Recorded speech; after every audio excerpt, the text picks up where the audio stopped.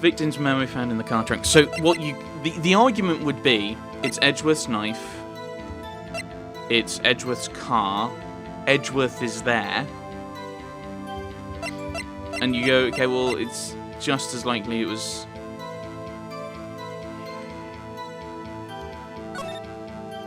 So this is the new piece of evidence we've got. So, does this mean that we can't...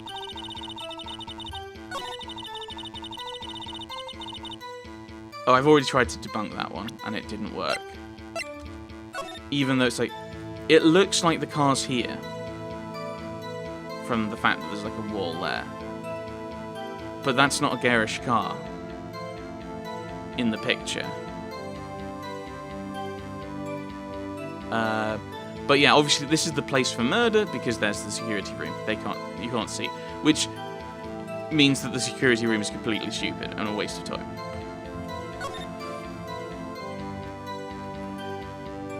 But actually, if she's there, how did she not see someone arrive?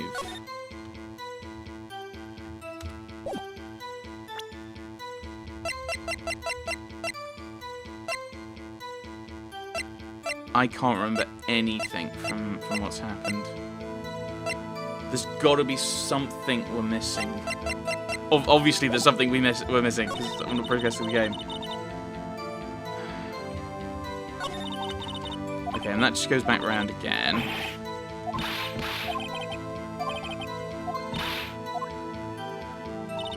What does this disprove?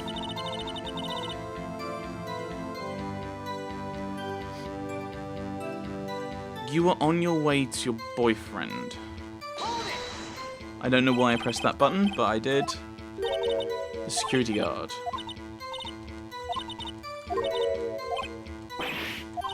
Right.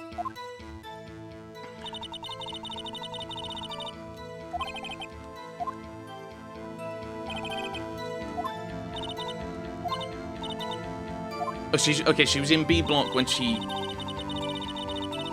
She was in B block when she saw it. She wasn't in security guards. If it had been the security guards, we could just say, well, you couldn't have seen it.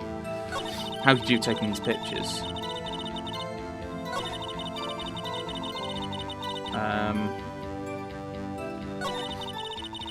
The murder was planned, the rubber gloves prove it. So we're no longer talking about the knife. I have no idea what this is.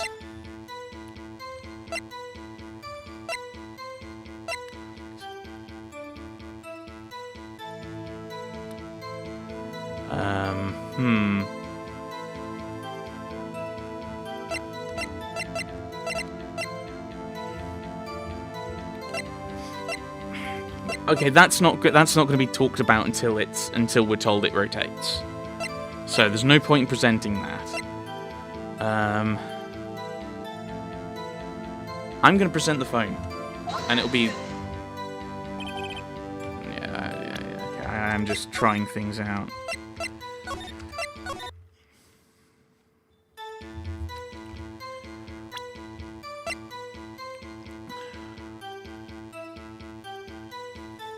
But that's not a garish car. That's a different car. Because that's a dark coloured car.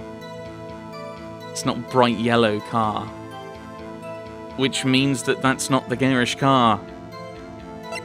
This is an old photo. It must be. Because it's here. The car's here. And that car isn't Edgeworth's car, unless the photo's wrong, and if the photo's wrong, I can't trust anything from this. And I can't interact with anything. So she's somewhere here.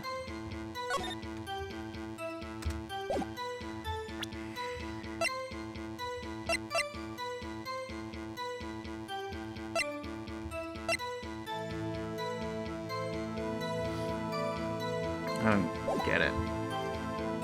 I don't know what I'm meant to do. The murder was planned, the rubber gloves prove it. Right, you could see through the wire fence. I don't know what I'm meant to do at this point. I'm just kind of... always knew a day like this would come. I don't see any reason that that's wrong. So on my way to deliver a lunchbox to my boyfriend. Yes, there's nothing with that. Sense something perhaps with my finally honed detective's intuition at work. That's meaningless. There's nothing to improve there, or disprove. Through the wire fence, I saw the chief prosecutor standing next to a garish car. But this isn't a garish car.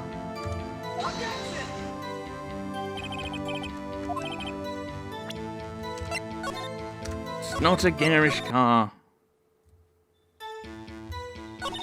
The murder was planned, the rubber gloves prove it.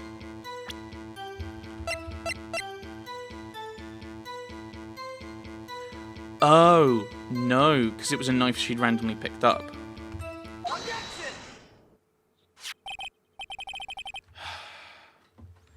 But here's the thing. If I'm the prosecutor, well, of course, this is part of the premeditation. She wanted to frame Miles Edgeworth. She would remove one person with evidence, and she'd remove someone who was the king, who had been awarded the King of Prosecutors over her.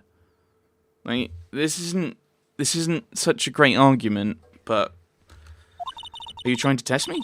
I sell box lunches for a living, you know. That's a knife. The knife. The knife that was in Mr. Edgeworth's trunk. Indeed, it is my knife. What's with this case? Like, oh, the defendant is the chief prosecutor of the district. Oh, I skipped over one thing. Oh, our prosecutors bad people. Oh, this is the crowd being annoying, and I don't know why you've included that. The defense has a request. We ask that the witness provide an accurate testimony. What's that, Ricky? In your testimony, you state that Lana Skye planned this murder, and that's why she was wearing the special gloves. Seems like a natural conclusion to me. The gloves do indicate some level of planning. However, why would she not also prepare the most important thing? The murder weapon. Because she knew there would be one in the car.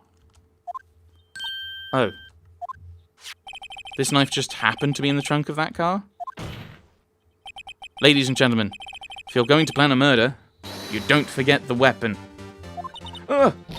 Word! Order! Order! Order! Great, now the tide is turning in our favour. Great show, Mr. Wright. My sister's as good as free. I'm guessing not. I'm definitely guessing not with that expression. Right. I believe the next lunch you'll be eating is humble pie. Nah. What? I hope you weren't deluding yourself into thinking that the tide has turned, not over such a trifling detail as the murder weapon. But this shoots a hole in the whole premeditated theory. Bah. Prosecution could care less if it was premeditated or not. The only one who seems to care is that lunch lady over there. But this does kind of rule out her testimony, if her testimony is that it was premeditated. The defendant, Lana Skye, murdered a detective with a knife. That is the only thing the prosecution need proof. Right, I know we've talked about this before. We probably mean killed rather than murdered. I think there is that kind of fascination that murdered does sound cooler. Like, we're catching a murderer, but killed. Very good, Mr. Prosecutor. I suppose you think you're clever now. But you know as well as I do that she planned on killing him. It was planned. If it wasn't, why would she have been wearing... I believe I'd like to hear your testimony again. Witness, please tell us only what you saw, not what you thought. How dare you? Hair flick. My powers of deduction are not to be underestimated. Really now. Okay. Lana Skye intended to murder Detective Goodman. That's why she called the victim all the way to the prosecutor's office. I'm sure the chief prosecutor had a grudge against the victim. Nothing else could drive that human machine to plunge the knife in again and again. The victim was summoned from the police department to the prosecutor's office. Does sound a lot like premeditation, doesn't it? So if I ordered a pizza, does that mean I'm planning to kill the delivery boy? In any case, the defense may now cross-examine the witness. Well, we have looked at it a little bit. The notes from this case. That's why she called. I'm sure that she prosecuted a grudge against the victim. Nothing else could drive that human machine to plunge the knife in again and again. One knife wound. You say she stabbed him again and again, but you couldn't have witnessed that. Are you testing me? Then I'll test you. With my moss surprise. I'm afraid the moss is growing under our feet as we wait, Miss Starr. What do you mean? I shouldn't have to explain this, but take a look. The autopsy report states that death was due to a loss of blood from one stab wound. Why are you debunking your own witness? At this point, just take her off the stand. No one wants her there. Have her testimony stricken from the record. You're right. Good show, Mr. Edgeworth. Whoa. Mr. Edgeworth, I brought that forward. He's my hero, really. What about my objection? No one noticed. Well, witness. You got the crime scene set, right? Thanks. I always believed that no one could ever mistake ketchup for blood. But now, I realise that such mistakes are possible. You're saying you mistook something for blood. When she lifted her knife, I thought I saw blood at her breast. Splattered blood from her victim. That's why I thought she must have stabbed him at least twice. Tell us what you saw that you thought was blood. Testify. Her red muffler looked like blood to me. That's how ghastly the whole scene was. It turned out to be as short-tempered as she looked when we met her. Challenging her abilities as a detective really set her off. Short wick burns out the fastest. It's a scientific fact. Wouldn't it depend on the size of the candle? I mean, add more wax and even a really short wick would burn longer. Obviously, more scientific testing is required. Intended to murder, that's why she called the victim all the way to the prosecutor's office. I'm sure the chief prosecutor had a grudge against the victim. Her red muffler looked like blood to me. That's how ghastly the whole scene was. Let's check. What red muffler?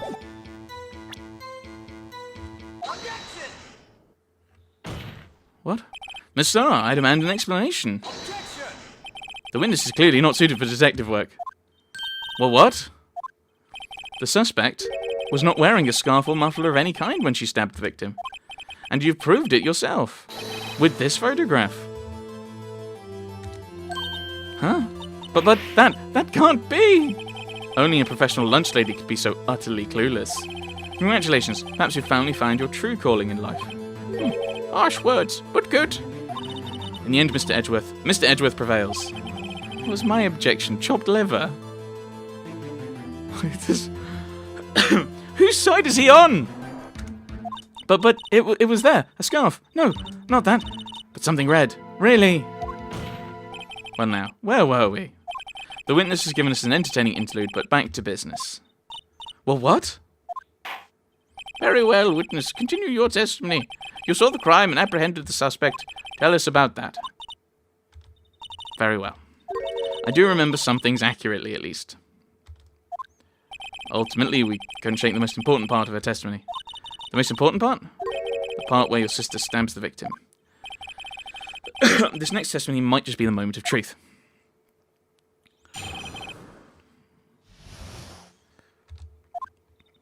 After the murder, the suspect attempted to run behind a partition off to her side. I quickly caught her, explained her rights to her, and arrested her on the spot. Ah yes, when I arrested her, she mentioned the muffler. That's what had me confused in my earlier testimony. The chief prosecutor made to escape, but against Angel Starr, resistance is futile. You're quite determined about this scarf, aren't you? I strike like a snake and bite like a cobra. A snake. That's me, Angel Starr. That wasn't a very good metaphor. First of all, a cobra is a kind of snake. Don't bother me with details unless you want to get bitten. No thanks. Note to self. Mr. Wright is weak against poisonous snake bites. I mean, venomous. But most people are. Most people are. Chief prosecutor tried to resist, but her efforts were in vain. She knocked my hands aside, kicked over an oil drum. An oil drum. Oh, she's beautiful, but deadly. A predator, this one. Leopard woman. Rawr. Very well, Mr. Wright, your examination, if you will. Okay. Suspect attempted to run behind a partition off my side. Wait, she called someone. Wasn't that the whole thing? Is she called people? She called her sister, I think. I quickly caught her, explained her rights to her, arrested her on the spot. Ah, yes, when I arrested her, she mentioned the muffler. That's what had me confused in my earlier testimony. The chief prosecutor made to escape, but against Angel Star, resistance is futile.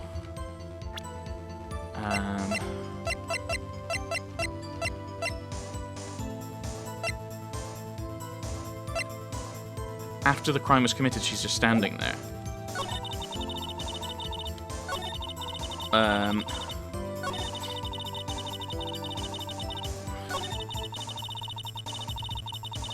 So I'm going to present this one, because she's not running. She's not running. But she's not running. She's not running! These think the fact's over for making the accusation. She's not running!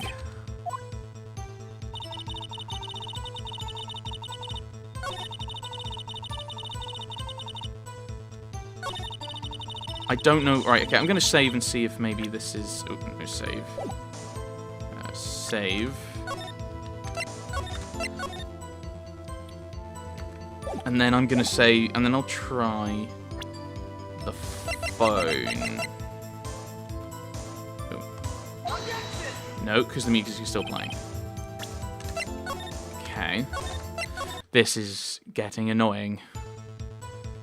Because she didn't run. Like, we can see she didn't run.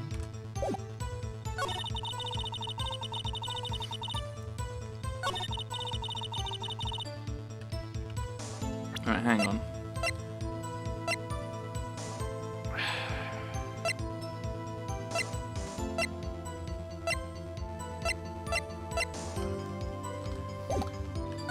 Okay, right, so hang on, let's press. Let's go through and press, and maybe something will pop up.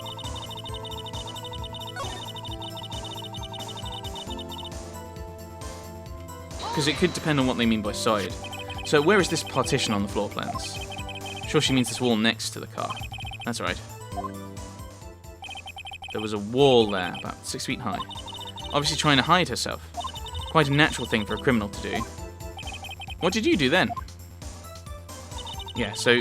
Okay, so he's immediately going... Okay, yeah, there was a partition.